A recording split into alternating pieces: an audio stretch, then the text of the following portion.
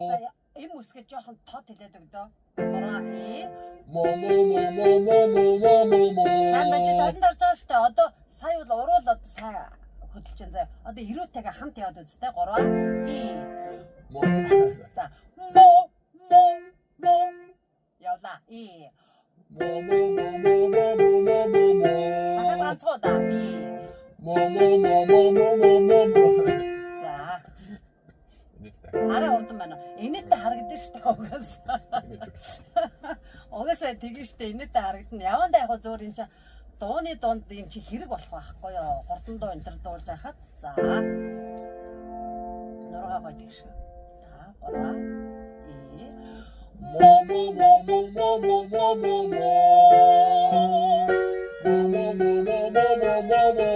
Наад чи дуу айтайхан болсоо.